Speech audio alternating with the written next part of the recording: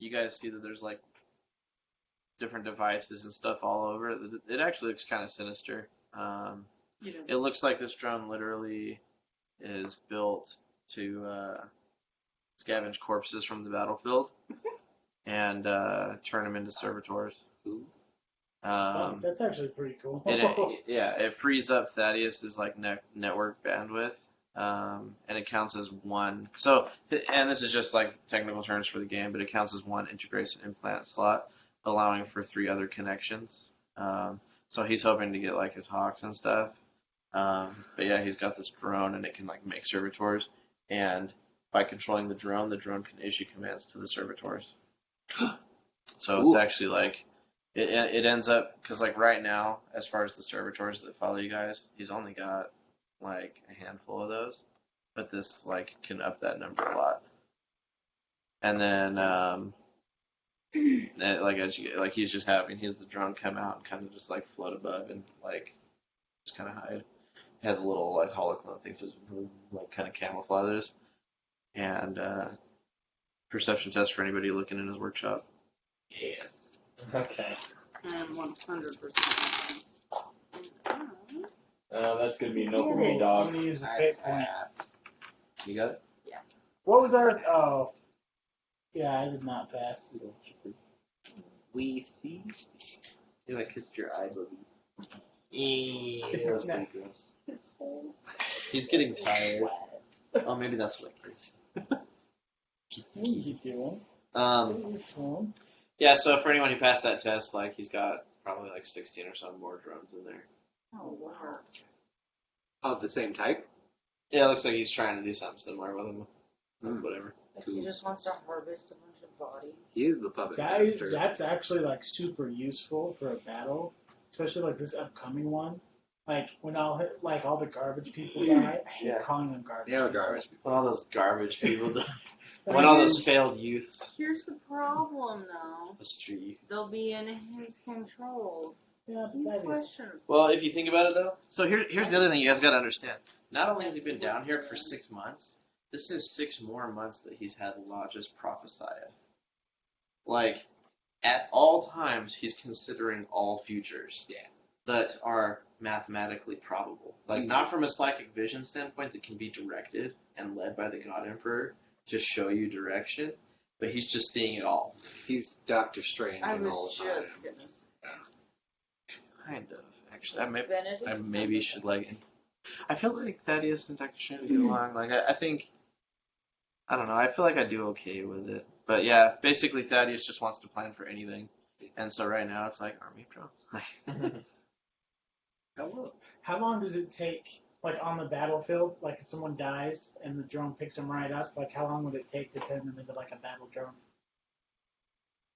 So that's an interesting one because tabletop mechanics. So I took this directly out of the Vigilus campaign book that they came out with, and there's this thing. It's called biosplicing, and it's a warlord trait you can give to your warlord. And if your warlord is standing within 3 inches of a squad of like Cataphren destroyer servitors, like servitors on tracks with heavy weapons, if you have servitors standing, and actually, so this is the cool thing in the rules as written, just anywhere. So they don't even have to be close by, but essentially. If one of the Cataphrons goes down, this guy's like, no, and just like ganks a servitor and puts it in the harness for the other one. It's like, nope, you're back. Like, and just harvest. Oh my gosh. And so I took that from the rules, and in the tabletop game, it's like that turn. It's pretty fast. As far as battlefield stuff, I would say probably like D5 rounds to get one. Yeah. So it's not like insane, but it also like the drone the whole time. Like it has to use its whole turns for just gathering. Yeah. But in a mechanical wasteland like this, like he's really making good use of the terrain. Yeah, that's pretty awesome. You're cool. Okay, and then if we're all good, I'm gonna go ahead and jump forward. A week. 1 week later. Because you guys just want to head towards. Oh, did you want to do your weapon anointing? Oh yeah, sure. So okay, and you failed your perception test. Yep. So let's say you failed it because you weren't there. So yeah, you went with Cascade and Ava, and they went with you down to that pool, and the people part as you approach, and they murmur your name, and they're doing their thing, and they line up around the rim of the pool as you walk out on the pool.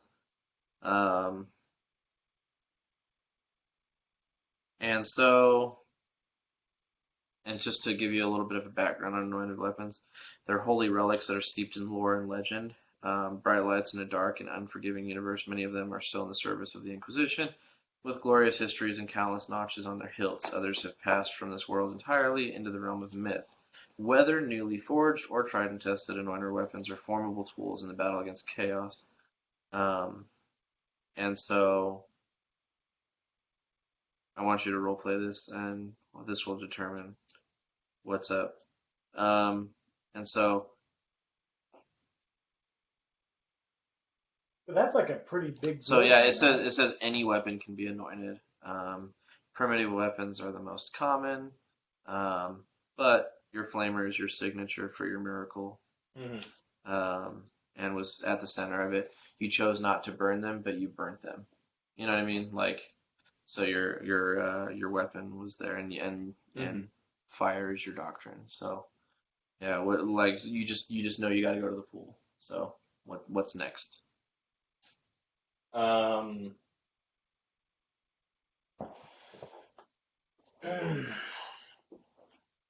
So this is the pool where like the statue Of you. me is. Crisis the Inferno. All right. Yeah, I go to the pool, and I'm supposed to like anoint this weapon somehow. So I lay the weapon down at the altar. So you're standing in the water, and you set your weapon on this altar at the foot of the statue. Mm. Okay. And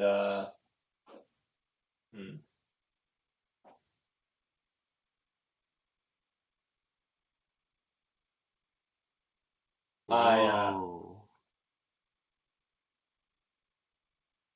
Keep going. Keep going. I'm just trying to think of how to do this or what to fully include. But I know. I know. I'm having you fish in the barrel a little bit, but I'm okay with this. Like, I'm not worried. Yeah. fishing. You're pretty good on the fly. Just You are really good on the play. I lay it down, and the first thing I do is I take out a match, light it, and light my beard up there. You know, I need to be cleansed first before I can do the anointing. wow. Okay. Yeah. And so you're already bald, right? Yeah, I'm bald. Okay. So yeah, you your whole beard ignites. Do a toughness test to put up with the flames. It's a failure, so I'm going to crit succeed on my reroll. Okay. 0, 0, 0. Ooh, a fancy crit. Perfect. Do you just want to let it go through the whole process of burning off of you? Mhm. Okay, so yeah, you do that, and like you have like a really, really minor burn on your face, and it stings really bad. Yep. But not And like then I'll dip myself in the water really fast, pull myself out, and then I'll grab the flamer and light myself on fire. Okay. With the just holding the flamer. Yeah. Okay. Please don't Are you lie. firing just like straight down and just letting it get you, or are you just like pointing at yourself? I'm just. I guess straight at my feet would be better Okay. instead of like. All right then. So How do I do faith on that one? Willpower. Do a willpower test. 10. Oh, nice. Okay, so yeah, you light yourself on fire, but it doesn't burn.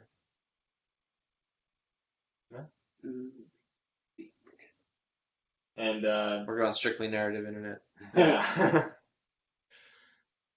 Yeah, I was prepared to like burn a fate point if I like died because of this.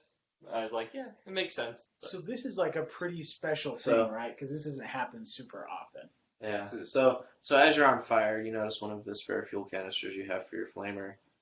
The edge of it has popped and is shooting fire out of it, and you notice that like flaming oil is going down the sides. just like dripping down. Is the spare like on my hip or like on the? On your hip. Okay. Huh. So there's oil inside of it. Yeah, like flamer fuel, essentially, but oil. Yeah. Oily flamer fuel. I'll drizzle this oil after like I have this like ability to bless the canister. So I'll bless it while I'm burning. I'll drizzle it down on myself and the flamer.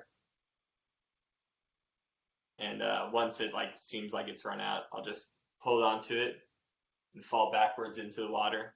Okay. I will. Okay. I do want you to do a damage roll with Yeah. the flamer. I'll let you take that. It's gonna be fun. We'll have fun with This this. is at his statue, right? Yeah. Yeah. There has to be some of his people watching. Oh, this yeah. happen, Oh, there's a too. huge crowd. Oh no! I imagine we're probably there watching that too, He right? left us. Oh, he did? Yeah, I did this separately. So that's a total of 15 damage plus 4, but minus 5 because of my toughness. I didn't do this in my armor, so 14 damage. How Which many means wounds do you have? I got 1 crit. I'm gonna allow that. So yeah, you heavily burn yourself, Mm-hmm. and then you fall back into the water, like you wanted to do, and you rise, and you are covered in like burn scars, but there's an accelerated healing going on here, and they're not like crazy severe. Like you can just see kind of like the kind of waxy, veiny look going on all over you. Yeah. And the grill of your flamer is like on your chest right here, and it's like you can see the outline of it on your chest, like the rifle, like the flamer rifle. I will say the grill's probably like right here, and then you see like kind of the body and it fades into your skin. So go ahead and roll 2d10. It's a percentile roll. Make this flamer amazing. Almost 100, but 1. That might be good too. It could be. This weapon radiates purity and is without a dent, scratch, or speck of rust visible anywhere on its surface. Clean lines and bright polish give it an aura of utter incorruptibility. It gains the proven 4 quality against demons of filth, disease, and degradation. Ooh, that's That actually appropriate. makes sense, yeah. So much stuff. This is Yeah. great. What is that? Gosh dang it, you rolled for that, dude. That's awesome. So I didn't do nothing. Flamer has the Proven 4? What is that? proven 4. Okay, also, so here's the thing with the- proven 4. Proven is amazing. So whatever dice roll you roll, so is it 2d10 for damage? Yep. If either of those dice are below a 4, it counts as a 4. So if you roll 2 Yeah. 1s, it's still 8 damage. Nice. Very nice. So good, right? Demons of what? What? Demons of what? Filth. Demons of filth, disease, and degradation. That is great. That's awesome. Okay, but now this is what's so cool. It gains, so you know your faith powers? It gains a power of faith. So you can spend a fate point to activate blank. Huh. Roll a percentile roll. Oh gosh. All right. 40. I was looking at that one. Cool.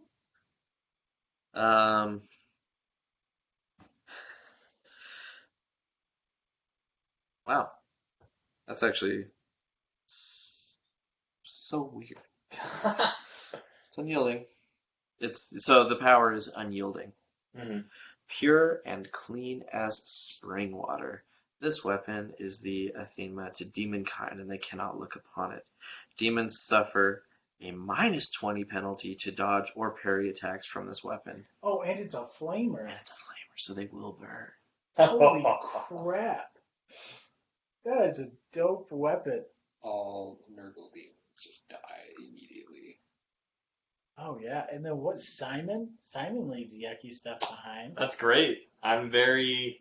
I don't think A lot of my build has been about demons, so makes a lot of sense. That's Works really super well. rad. Dude, I think that's dope. That's awesome. That was great. Yeah.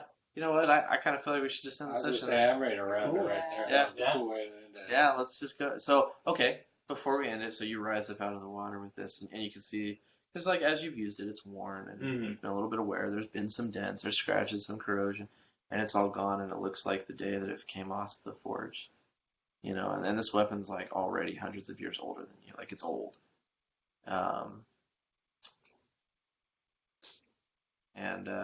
And Avis off to the side, standing there at a solemn and reverent. She's like, "What is its name?"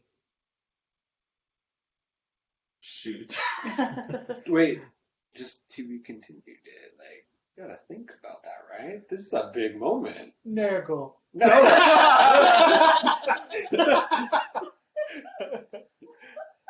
Oh, no. To be continued? You want to think about that, or do you want to throw it on the fly? I think I have a name that I want to give it, and I think the name will be Fate Eater. Fate Eater. Yeah. It I can explain later. Is it your divination? Or, no, your background package, right? Yeah. That's awesome. I like it. I like it a lot. That's so cool. All right, yep, we will end the session there. Let's go ahead and do MVPs. And everybody should be open. Yeah. Yeah, because last time we did only war. And I think the time before Come that. down, throw No, it. it was. Yeah. Cool. Oh, yeah, stickies. That was a lot of fun. Yeah, I enjoyed that. It That was was good. fun. You know, I really feel like our main characters, there's just a lot more story development. Like, our only war characters, like, we just kind of go in and punch stuff. Yeah. That's what they're for. But yeah, our main characters, man, like honestly, so with the devs, and I've thought about the devs a long time because we've been down here a while, right? We have been down here. And it's like, they're really, like, you guys have had combat, a lot of it's been narrative combat, and it hasn't been like balls to the wall combat like you've had up on the surface, Yeah. but like, y'all know it's coming. And I feel like Yes. everybody's taken time to gear their characters up to just like where they can max out and then move forward. Mm. Thematically, are we closing in on Ascension stuff, or is there still a little while to go? Oh, Ascension's coming. Okay. Storyline, you guys are right on track with that. Okay. You're not, and honestly, I've been very careful about when I've given you rank advancements, and I ain't too worried. I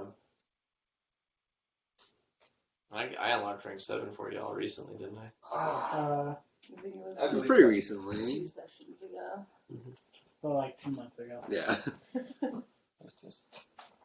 Fate Eater. Boom. Dude, that's rad. Yeah, the thing is, I haven't used that ability yet, so now I can tie it to my weapon. And like any demon is gonna be like a big fan. Like I'm thinking about all the demons we know about, and that's super rad. I have a lot of anti-demon stuff.